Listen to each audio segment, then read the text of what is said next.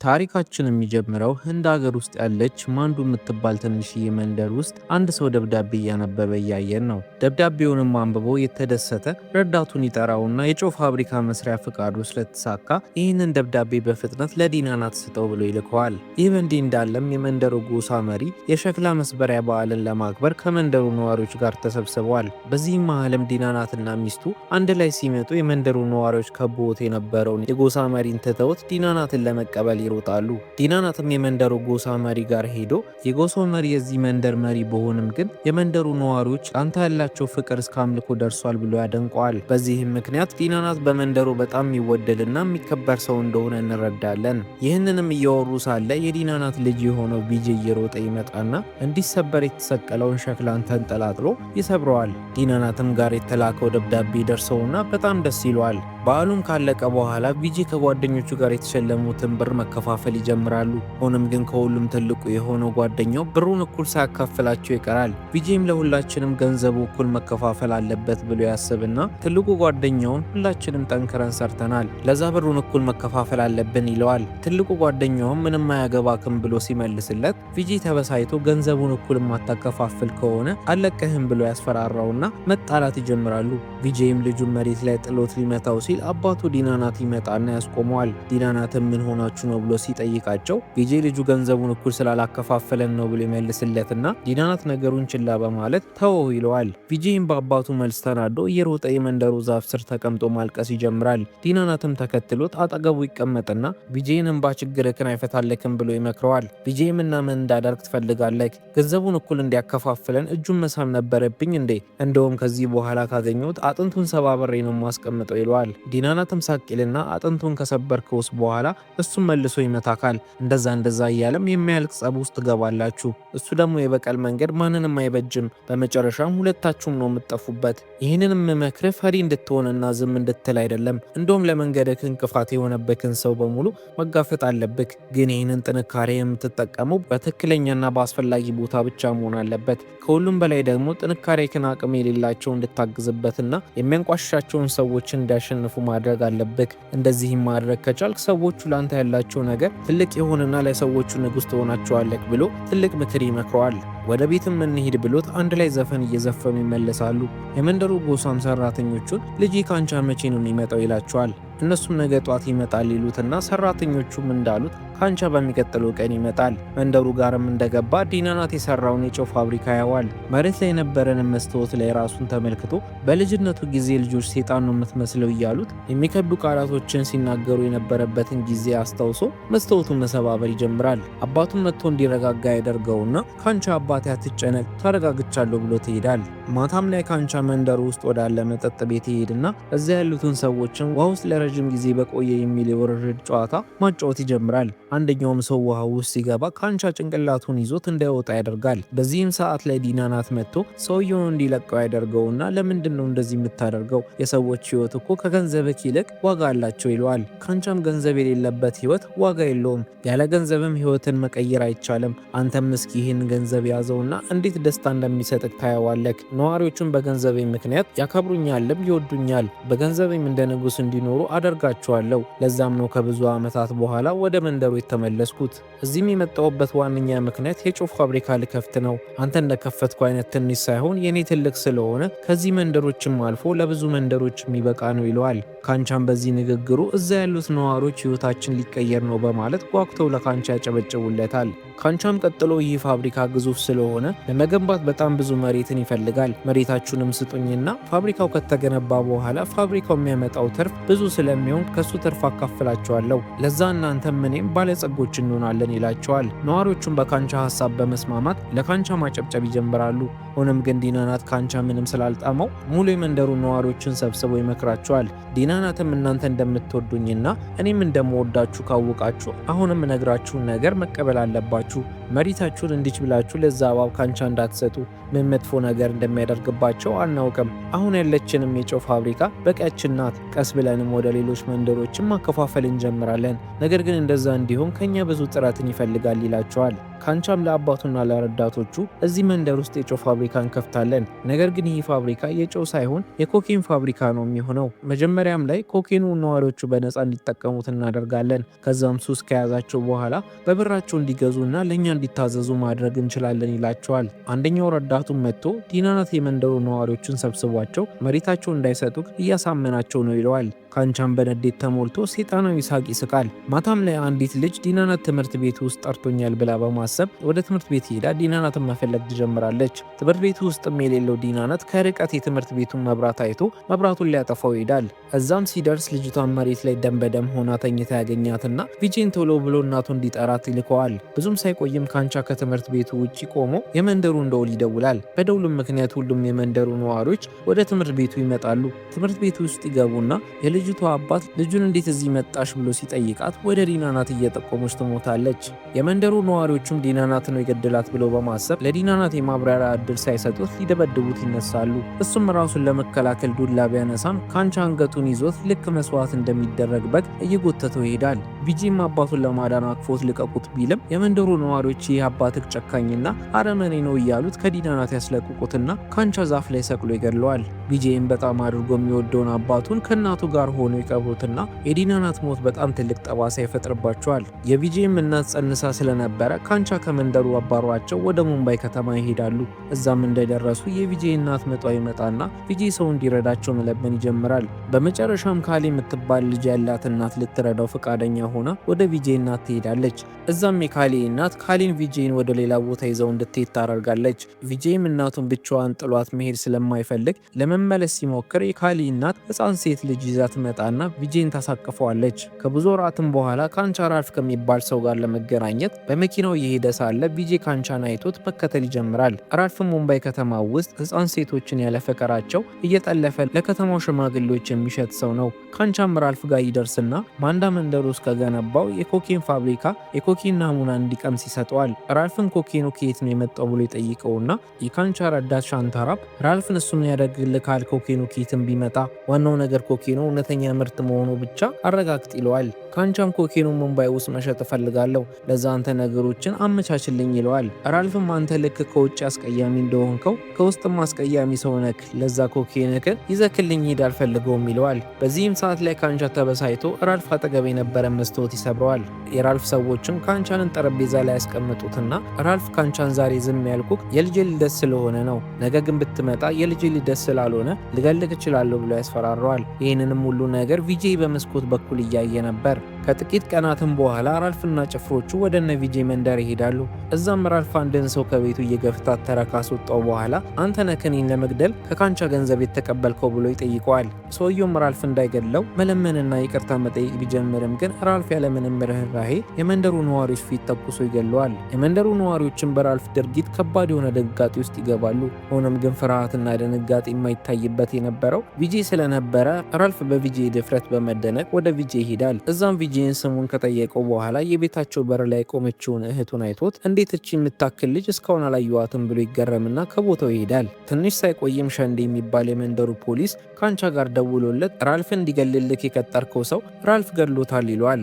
ካንቻም ራልፍ እሱን ሰው ሲገድለው ምስክሮች ነበር ወይ ብሎ ይጠይቀውና ፖሊሱ ቪጄ የሚባል ልጅ ነበረ ብሎ ይመልስለታል። ካንቻም እንደዛ ከሆነ ቪጄን ራልፍ ላይ እንዲመሰክር አድርግ ይለዋል። በሚቀጥለውም ቀን ላይ ፖሊሶቹ ቪጄን ወደ ፖሊስ ጣቢያ ወስዱትና ትናንት ሰውየውን የገደለው ሰው እዚህ ጋር ከቆሙት ሰዎች መሃል አለ ወይ ብሎ ይጠይቁታል። ቪጄ የሚቆሙትን ሰዎች በሙሉ ይመለከትና በመጨረሻም ራልፍን ያየዋል። ራልፍንም ያለምንም ፍርሃት አይኑን እያየው ቢሆንም ግን አባቱ ኃይልክን አስፈላጊው ቦታ ላይ መጠቀም አለበት የሚለውን ምክር አስታውሶ ገዳዩ እዚህ ሰዎች መሃል የለም ብሎ ይመልሳል። ፖሊሱም ቪጄ ፈርቶ ነው ብሎ በማሰብ እንዳይፈራና ጥበቃ እንደሚያደርጉለት ቢያረጋግጥለትም ቪጄ በድጋሚ ገዳዩ እዚህ የለም ይለዋል። ፖሊሱም ተበሳይቶ ትናንት ሰውየውን የገደለው ራልፍ ነው አይደለ ብሎ ቢጠይቀውም ቪጄ በድጋሚ ገዳዩ እዚህ የለም ይለዋል። የቪጄ እናትም እውነቱን ለምን አልተናገርክም ብላ ትመተዋለች።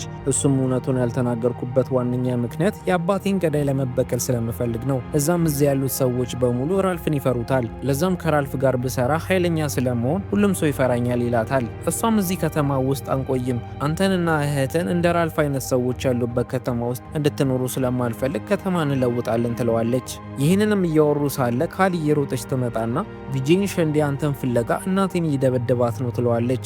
ሸንዴም የካልን እናት ቪጄ የት ነው ቤቱ እያላት እየደበደባት ሳለ ቪጄ ይመጣና ሸንዴን ጎትቶ ይጥለዋል። ከዛም ቪጄ ሸንዴን መሳሪያ አንስቶ ፊቱ ላይ ይደቅንበታል። እናቱም መሳሪያውን አስቀምጥ ብላ ብትለምነውም ግን ቪጄ መሳሪያውን ሳይጥል ቀርቶ ሸንዴን ግንባሩን ብሎ ይደፋዋል። ሽጉጡንም ይዞት ወደ ራልፍ ይሄድና ራልፍ ቪጄ ምን አይነት ደፋር ልብ እንዳለው ይመለከታል። ከዛን ቀንም በኋላ ቪጄ ራልፍ ጋር መኖር ይጀምራል። ብዙ ዓመታቶችም አልፈው ፖሊሶች ራልፍን በቁጥጥር ስር ለማዋል እየሞከሩ ናቸው። ምንም ቢያደርጉም የራልፍን ህገወጥ ንግዱን ማቆም አልቻሉ። የፖሊስ ኢንስፔክተሩም ፕሬስ ኮንፈረንስ ላይ ራልፍ አደንዛዥ እጽንና ሴቶችን ከመንገድ ላይ እያፈሰ ቢሸጥም ግን እሱን ለመያዝ የመንደሩ ነዋሪዎች ምርመራችንን ከባድ አድርገውታል። ራልፍን ለመንደሩ ነዋሪዎች የሚበላና የሚጠጣ ነገሮችን ከጥቅማ ጥቅሞች ጋር ስለሚሰጣቸው እሱ ላይ መመስከር ሳይችሉ ቀርተዋል። ጭራሹም እንደውም ለራልፍ ህይወታቸውን መስዋዕት እስከማድረግ ደርሰዋል ይላቸዋል። ከጋዜጠኞቹም አንዱ ካንቻ በቁጥጥር ስር ለማዋል ምን እየሰራችሁ ነው ብሎ ይጠይቀዋል። የፖሊስ ኢንስፔክተሩም ካንቻ የራሱ መንደር ላይ ከምንም ተነስቶ የራሱን ግዛትንና የራሱን ታማኝ ሰራተኞችን ገንብቷል። እሱም ያመርተውንም ኮኬን በተአምር ወደ ሙምባይ ከተማ እንዳይገባ አድርገነዋል። የካንቻም ህልም ሙምባይ ከተማ ውስጥ መነገድ ቢሆንም ግን እኔ በህይወት እስካለው ድረስ መቼም አይነግድም ይላቸዋል። አንደኛው ባለስልጣንም ቪጄ የሚባል ልጅ ላይስ ምን ላይ ደርሳቸዋል ይለዋል። ኢንስፔክተሩም ፕሮጀክተሩ ላይ የቪጄን የልጅነትን ፎቶ እያሳየ አሁን ላይ ቪጄ ትልቅ ልጅ ቢሆንም ግን ያለን አንድ የሱ ፎቶ ይህ ብቻ ነው። ከ15 ዓመትም በፊት አንድ ፖሊስ የገደለ ሲሆን ራልፍ በግድያው እንዳይወነጀል አድርጓል። ከዚያን ጊዜም ጀምሮ ከራልፍ ጋር እየሰራ ሲሆን ራልፍ ከልጆቹ ይልቅ የሚያከብረውና የሚሰማው ቪጄን ብቻ ነው። ራልፍም ቪጄ ቡድኑ ውስጥ ባይኖር ኖሮ አሁን ያለበት ደረጃ አይደርስም ነበር። በዛም ራልፍ ለቪጄ የሚፈልገውን ያክል መጠን ገንዘብ ይሰጠዋል። ቪጄ የሚያገኘውን ገንዘብ በሙሉ ራሱ ላይ ሳይሆን የሚያወጣው የመንደሩን ድሃዎችን በመርዳትና ለመንደሩ ሆስፒታሎች አምቡላንስ ነው የሚገዛበት። ይህም የሚያመለክተው ቪጄ ገንዘብ እንደማይወድና ከሁሉም በላይ የሚፈልገው ነገር ከነዋሪዎቹ ፍቅርን ነው። እንዳቀደውም ተሳክቶለት የመንደሩ ነዋሪ በሙሉ በጣም ነው የሚወዱት ብሎ ይነግራቸዋል። ትዕይንቱ የሚቀይርና ቪጄን እንደ ልማዱ ከጓደኞቹ ጋር ሸክላ የመስበር በዓልን ሲያከብሩ እናያለን። በዓሉንም ካከበረ በኋላ አዲስ የውበት ሳሎን የከፈተችው የልጅነት ጓደኛው ካያ ጋር ይሄዳል።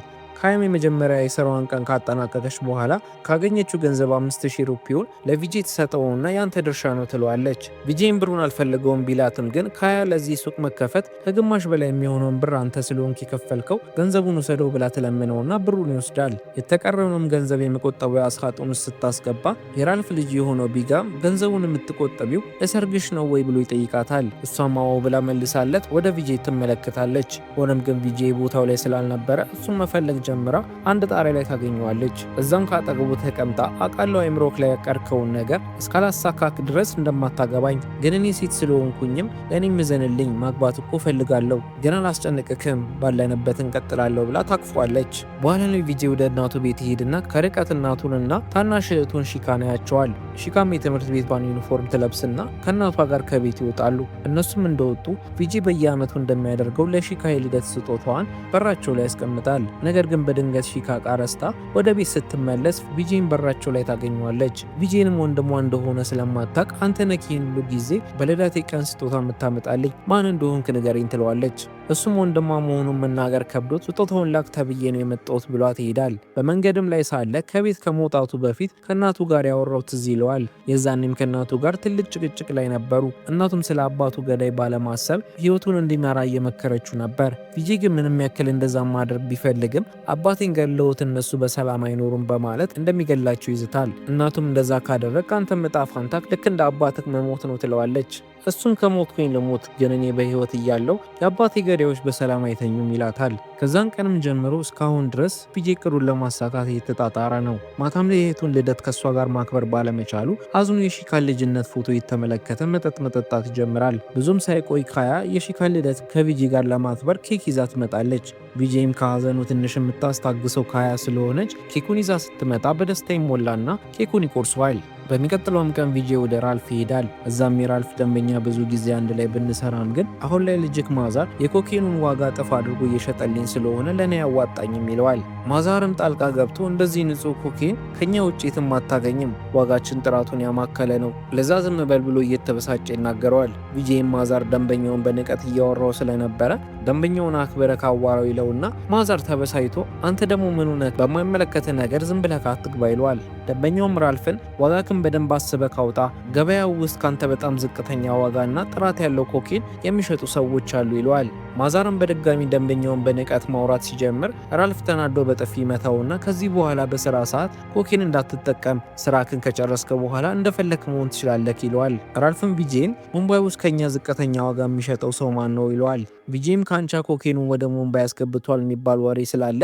አጣርቼ ነገር ካለው ብሎት ይሄዳል። ቪጄም አንደኛውን ፖሊስ መኪናው ላይ አስሮት ካንቻ እንዴት አድርጎ ኮኬኑ ወደ ሙምባይ ማስገባት እንደቻለ እያሰቃየ ይጠይቀዋል። ፖሊሱም መጀመሪያ ላይ ማቀው ነገር የለም ቢልም ግን ብዙም ሳይቆይነቱን ማውራት ይጀምራል። ፖሊሱም ካንቻ ኮኬኑ የሚያስገባው በከተማችሁ ጠቅላይ ሚኒስትር በሆነው በባርካር እርዳታ ነው ይለዋል። ማታም ላይ ጠቅላይ ሚኒስትር ባርካር ቤት ውስጥ ድግስ አዘጋጅቶ እንግዶችን እያስተናገደ ነው። የካንቻ ረዳት ሻንታራም መጥቶ የካንቻን ኮኬን በብዛት ወደ ቤቱ ይዞለት ይመጣና ባርካር ምርቱን ወደ መጋዘን ውስጥ ያስገባዋል። ፊቱንም ለመታጠብ ወደ ሽንት ቤት ሲሄድ ቪጄን ያገኘዋል። ቪጄም አሁን ያስገባከውን ኮኬን አይቼዋለሁ፣ የፖሊስ ኢንስፔክተሩም እየመጣ ስለሆነ መያዝ ካልፈለክ አንድ ስምምነት መስማማት እንችላለን ይለዋል። ይህንንም እያወሩ ሳለ የፖሊስ ኢንስፔክተሩ የጠቅላይ ሚኒስትሩ ቤት ይደርሳል። እዛም ፖሊሶቹ የፍርድ ቤት ትዕዛዝ ይዘው ቤቱን መፈተሽ ይጀምራሉ።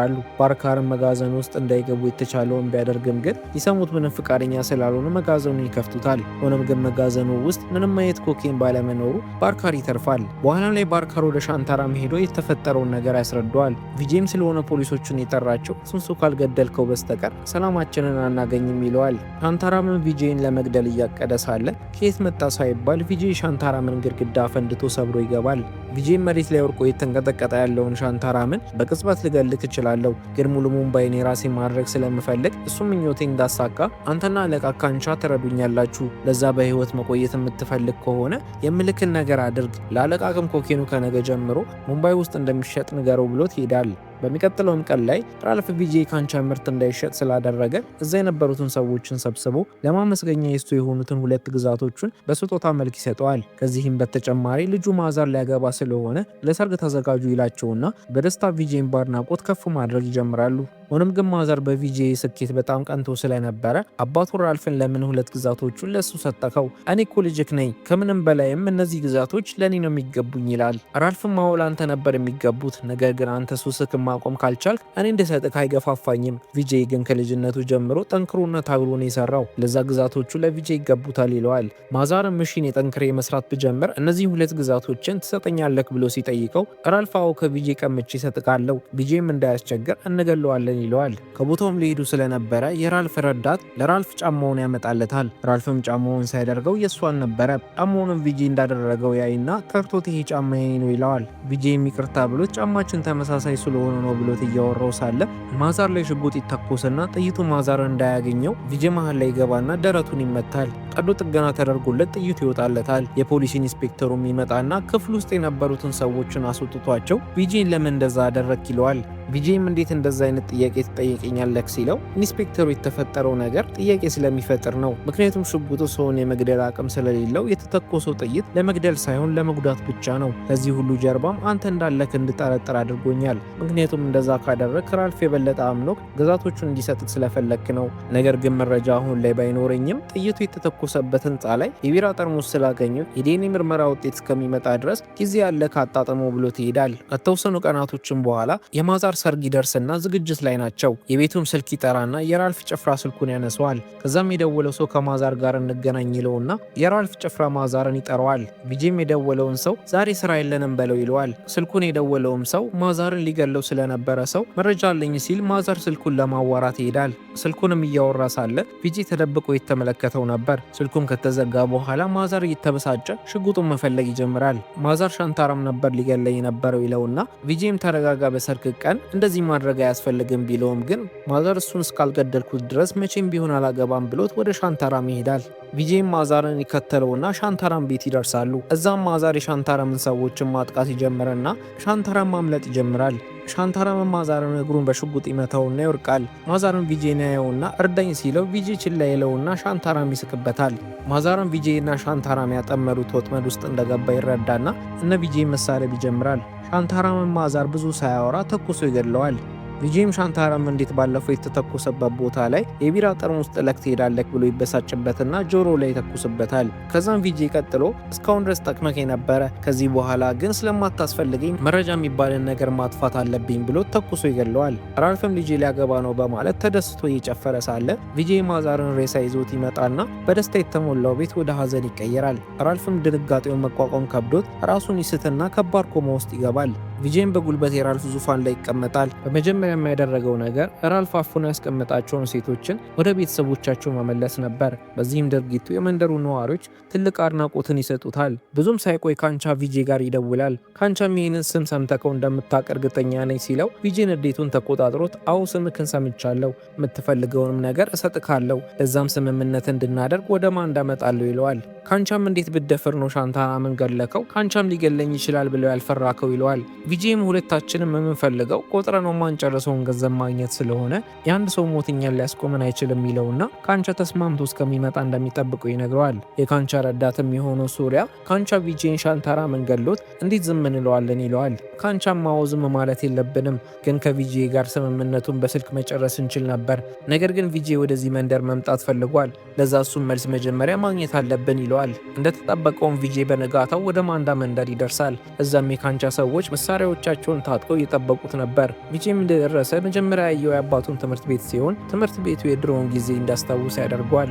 ሱሪያም እዚህ ትምህርት ቤት ውስጥ አንድ ከሃዲና ጨቋኝ አስተማሪ ነበረ ብሎ ይነግረዋል። ከዛም ቀጥሎ አባቱ የተሰቀለበትን ዛፍ ለማየት ይሄድና ዛፉ ጋር ብዙ ሰው ተሰብስቦ ይመለከታል። እዛም ካንቻ አንድ የመንደሩን ነዋሪን እየሰቀለው ነበር። ካንቻም መጥቶ ቪጄን እጁን ሊጨብጠው ይዘረጋል። ቪጄ ምንም ያክል ለካንቻ ትልቅ ጥላቻ ቢኖረውም ግን እጁን ይጨብጠውና ካንቻ ለቪጄ ያዘጋጀለት ድግስ ጋር ይወስደዋል። ድግሱም ላይ ካንቻ ሻንታራምን ለምን ገደልከው ብሎ ይጠይቀዋል። ቪጄም ካንተ ጋር እንድገናኝ ስለሚያደርገኝ ነው ብሎ ይመልስለታል። ካንቻ ምን ተማምነህ ነው የመጣከው ብገድልክስ ብሎ ሲጠይቀው ቪጄ አትገድለኝም፣ ምክንያቱም ምርትክ ሙምባይ ውስጥ እንድትሸጥ ድልድይ መሆንልህ እኔ ስለሆንኩኝ ነው። ለዛም አንተ ሙምባይ እንድሰጥክ ከፈለግ አንተ ደግሞ ማንዳን ትሰጠኛለህ ይለዋል። ካንቻም ተናዶ እንዴት ብደፍረኝ ነው? ሌላ ነገር ብትጠይቀኝ ኖሮ እኮ እሰጥክ ነበር፣ ግን የኔን ግዛት ለመውሰድ በማሰብክ ደፋር ነክ ብሎት ቪጄን ማሰቃየት ይጀምራል። ካንቻም ቪጄን ማንዳ አንተ እንድትሆን ከፈለግ መጀመሪያ ላይ ለስራዬ እንቅፋት የሚሆንብኝን ኢንስፔክተሩን ግደልልኝ ብሎት ቪጄ ብዙም ሳይቆይ ራሱን ይስታል። ይህ በእንዲህ እንዳለም ራልፍ ከኮማው ይነቃና ከሆስፒታሉ ይወጣል። ከጭፍሮቹም አንዱ ቪጄ ከጀርባው ምን ሲሰራ እንደነበረ ይነግረዋል። ራልፍም ተበሳይቶ ቪጄ የት ነው ብሎ ሲጠይቀው ከካንቻ ጋር ስምምነት ለመፈጸም ወደ ማንዳ መንደር ሄዷል ይለዋል። ካንቻም ራሱን የሳተውን ቪጄን ቀስቅሶት ራልፍ ታናሽ እህትን ሊሸጣት ነው ይለዋል። ራልፍም ፖሊሶችም ስለሚፈሩት ሺካን መንገድ ላይ የጎተታት እያዩ ራሱ ዝም ብለውታል። ምንም ያክልም ሺካ ራልፍ እንዲለቃት ብትለምነውም ግን ራልፍ ምንም ሳይሰማት እየጎተተ ወደሚሸጣት ቦታ ይወስዳትና ማኖችን ቆንጅዬ ልጅ የሚገዛት ብሎ ይጮሃል። አንደኛውም ሰው ሺካን በ500 ሺህ ሩፒ ገዛታለሁ ብሎ ሊወስዳት ሲል ቪጄ ከርቀት ጭንቅላቱን ብሎ ይገለዋል። እዛ የነበሩትም የራልፍን ጭፍሮችን ገሏቸው በስተመጨረሻም ራልፍ ይቀራል። ምንም ያክልም ራልፍ ወፍራምና ግዙፍ ቢሆንም ግን ቪጄ ራልፍን አጥንት መስበር ይጀምራል። መሬት ላይም ከጣለው በኋላ ጥሎት ሊሄድ ሲል ራልፍ ተነስቶ እህቱን ጸያፍ ስድብ መሳደብ ይጀምራል። ቪጄም መቆጣጠር የማይችለው ንዴት ውስጥ ገብቶ ራልፍን ጭንቅላቱን ይዞት ውሃ ውስጥ ይዘፍቀዋል። የቪጄ እናትም ቦታው ላይ መታ ስለነበረ ሺካ ማነው ይሄ ሰው ብላ ትጨቀጭቃታለች። እናቱም ቪጄን ራልፍ እንዲለቀው ብትለምነውም ግን ምንም ሳይሰማት ራልፍን ይገድለዋል። ሺካም አሁንም ማነው ንገሪኝ እያለች እየጨቀጨቃት ስለነበረች እናቷ በመሰላሸት ወንድምሽ ነው ትላትና እየጎተተች ይዛት ትሄዳለች። በሚቀጥለውም ቀን ሺካን ወንድሟን መፈለግ ትጀምርና በስተመጨረሻም ካሊ አግኝታ ወደ ቪጄ ትወስዳታለች። ቪጄም እህት እንዳለው የሰሙት የሰፈሩ ነዋሪዎች በደስታ ይከቧታል። ቪጄም ብዙም ሳይቆይ ይመጣና ሺካን ሕፃን ልጅ ሆነ ያቀፋትን ጊዜ እያስታወሰ በደስታ ያቅፋታል። ቀኑንም እያዝናናት ይውልና ማታ ላይ ወደ ቤቷ ይሸኛታል። እዛም እናታቸው ትመጣና ቪጄን ለራት እንዲቆይ ጋብዘው ቪጄ ደስ ብሎት ወደ ቤቱ ይገባል። እራትም እየበሉ ሳለ ሺካ እስኪ ስለ አባታችን ንገረኝ ትለዋለች። ቪጄም ስለ አባታቸው የነገራት ሳለ እናታቸው ታስቆመውና ዝም ብላችሁ ብሉ ትላቸዋለች። ቪጄም እናቱ እንደዛ ብትልም ግን ስለ አባታቸው መልካም ነገር መናገር ይቀጥላል። በድጋሚም እናታቸው ስለ አባታቸው ማውራት እንዲያቆሙ ብትነግራቸውም ግን ቪጄ ማውራቱን ሲቀጥል ተበሳይታ በጥፊ ትመታዋለች። ቪጄም ተበሳይቶ ከቤቱ ይወጣል። በሚቀጥለውም ቀን ሱሪያ ቪጄን አግኝቶት በቅርብ ከሚመጣው በዓል በፊት ኢንስፔክተሩን መግደል አለበት ብሎት ይሄዳል። ቪጄም ኢንስፔክተሩ ጋር ይሄድና ኢንስፔክተሩን ካንቻ ሊገልግ ስለሚፈልግ ተጠንቀቅ ይለዋል። ኢንስፔክተሩም ማንንም አልፈራም፣ የሚፈልገኝ ሰው ካለ የምኖርበትን ቦታ ያውቃል ይለዋል። በሌላ በኩል ደግሞ ሱሪያ ካንቻ ጋር ደውሎ ቪጄ ኢንስፔክተሩን አልገደለውም፣ ዝም ብሎ ኢንስፔክተሩ ቤት ሄዶ አውርቶት ብቻ ነው የወጣው ይለውና ካንቻ ሱሪያን ኢንስፔክተሩን ግደለው ብሎ ያዘዋል። በዓሉም ይደርስና ሱሪያን ኢንስፔክተሩን መፈለግ ይጀምራል። እሱንም እየፈለገ ሳለ ከየት መጣ ሳይባል ቪጄ ይመጣና ይገድለዋል። ስለ ሱሪያን ሞት ዜና ላይ የተዘገበ ስለነበረ የቪጄ እናት ቲቪው ላይ ሱሪያ እንደሞተ ትሰማለች። ቶሎ ብላም ወደ ኢንስፔክተሩ ቢሮ ትሄድና ሲያንቀላፋ የነበረውን ኢንስፔክተሩን ረዳት ከኢንስፔክተሩ ጋር አገናኘን ትለዋለች። ለረዳት ፖሊሱም እኔ ቪጄ እናት ነኝ፣ በድሮ ጊዜ ማንዳ መንደር ውስጥ እኖር ነበር፣ የዛን ጊዜም ሱሪያን እዛ መንደር ስለማቀው ወደ ኢንስፔክተሩ ቢሮ አስገባኝ ትለውና ያስገባታል። ረዳት ፖሊሱም ለካንቻ ስለነበረ የሚሰራው ለካንቻ ይደውልለትና ካንቻ በስተመጨረሻ ቪጄ የዲናናት ልጅ እንደሆነ ይገባዋል። ካንቻ አባትም ይህን ሲሰማ ይደናገጥና ቪጄ ይመጣና ይገለናል ብሎ ትልቅ የሆነ ፍርሃት ውስጥ ይገባል። ካንቻም አባቱን አትፍራ፣ ቪጄ እኛ ጋር ከመድረሱ በፊት እገለዋለሁ ይለዋል። ይህ እንዲህ እንዳለ ኢንስፔክተሩ ቪጄ ጋር ይሄድና የሱሪያን ፎቶ እያሳየው ይህ ፎቶ ልጅነትህን እንደሚያስታውስ ካውቃለሁ፣ ለ15 ዓመትም ስመረምርህ የቆየሁኝ ሲሆን አሁን ላይ በስተመጨረሻ እቅድህ ምን እንደሆነ ገብቶኛል። ራልፍን ገድለከው የሙምባይ ንጉስ መሆኑ የምትፈልግ መስሎኝ ነበር፣ ነገር ግን እሱ አይደለም እቅድህን ካንቻን መግደልና ያደግክበትን መንደር ከካንቻ ስርዓት አውጥተክ ነዋሪዎቹን ለማዳን እንደሆነ ገብቶኛል። ሱሪያን ግን በመግደልክ ካንቻ ያለህበት ድረስ መጥቶ ሊገድልክ ስለሚችል ተጠንቀቅ ብሎ ትሄዳል። ትንሽም ቆይታ ካሊ ትመጣና እያዘነች ማልቀስ ትጀምራለች። ቪጄም ሲጠጋት አቅፋው እያለቀሰች የምትሄድበት ቦታ እስከሞት ድረስ እንደሚያደርስ ካውቃለሁ፣ ለዛም ተመልሰክ ካልመጣክ እናትክንና እህትን እንከባከብልካለሁ፣ እኔ ምንም ቢፈጠር አንተን ማፍቀሬን አልተውም ትለውና ትሄዳለች። ሆኖም ግን ከቤቱ ከመውጣቷ በፊት ቪጄ እንድትመለስ ያደርጋትና ለሰርጋችን ብዬ የቆጠብኩትን ብር እናውጣው፣ ያንቺንም እናውጣውና እንቁጠረው ይላታል። ካሊ መቆጣጠር የማትችለው ደስታ ውስጥ ትገባና ሁለቱም ሲቆጥቡት የነበረውን ብር አውጥቶ በመነጋታው ሰርጋቸውን ያደርጋሉ። ከተጋቡም በኋላ ወደ ቤታቸው እየሄዱ ሳለ በድንገት የካንቻ ሰዎች መጥተው ወደ እነሱ ይተኩሱባቸዋል። ቪጄም መልሶ መተኮስ ይጀምርና ሁሉንም ይገላቸዋል። ሆኖም ግን ካሊ ተመታ ስለነበረ በጣም ብዙ ደም ይፈሳትና ብዙም ሳትቆይ ትሞትና ቪጄ ከባድ ሀዘን ውስጥ ይገባል። ማታም ላይ ካንቻ የቪጄን መሞት ዜና እየጠበቀ ሳለ አንደኛው ሰራተኛው መጥቶ ቪጄ ሁሉንም ሰዎቻችንን ገሏቸዋል ይለዋል። የካንቻም አባት ተጨንቆ ቪጄ ሊገለን እየመጣ ነው፣ ይህን የመንገድ ላይ ነው ይለዋል። አባትየውም እንዳለው ቪጄ ወደ ማንዳ መንደር ይመጣና የካንቻን ሰዎችን አንድ በአንድ ማጥፋት ይጀምራል። ካንቻም የሚያውን ነገር ማመን ከብዶት ፈዞ ይቀራል። በስተመጨረሻም ካንቻን አግኝቶት ከባድ በሆነ ጥፊ ይመተዋል። ካንቻ ግን በምቱ ምንም ሳይሆን ቪጄን ከባድ በሆነ ምት መምታት ይጀምራል። ካንቻም ለ15 ዓመታት ሙሉ ይህንን ጊዜ ጓግቼ ስጠብቀው ነበር፣ ልክ አባትህን ሰቅዬ እንደገደልኩት አንተንም እንደሱ መስቀል ነበር ምኞቴ ይለዋል። ቪጄም ተናዶ ሊመታው ቢሞክርም ግን ካንቻ በጣም ጠንካራ ስለነበረ ሊችለው አልቻለም። ካንቻን ቪጄን ይዘውና ሊገለው ሲል የካንቻ አባት መጥቶ ነግሬክ የለ ሊገለን ይመጣል ብዬ ሲለው ካንቻ ተናዶ የገዛ አባቱን ይገፈትረዋል። አባትየውም ተንከባሉ ከወደቀ በኋላ ላይነሳ ሞቶ ይቀራል። ቪጄም አጋጣሚውን በመጠቀም ከወደቀበት ተነስቶ ካንቻን መደብደብ ይጀምራል። የተወሰኑ የካንቻ ሰዎችም ይመጡና ቪጄ እነሱን መግደል ይጀምራል። ካንቻም እድሉን ተጠቅሞ በጩቤ ቪጄን ይወጋውና አንገቱ ላይ ገመድ አስሮ አባቱን ወደ ሰቀለው ዛፍ እየጎተተ ይወስደዋል። ዛፉም ጋር እንደደረሱ ቪጄ የቀረውን ጉልበት ተጠቅሞ ካንቻን ይመታውና መሬት ላይ ይጥለዋል። ከዛም ጀርባውን በትልቅ ድንጋይ መጥቶት አንገቱ ላይ ገመድ አስሮ ልክ አባቱን እንደሰቀለው ዛፉ ላይ ሰቅሎት ይገለዋል። እሱም ከሞተ በኋላ የመንደሩ ነዋሪዎች የቪጄ እናትና እህት ቪጄ ለመንደሩ ባመጣው ሰላም ይደሰታሉ። እናትና እህቱም አቅፈውት ከርቀት በሀሳቡ አባቱ ሲጠራው የተመለከተ እያየን ታሪካችን ያልቃል።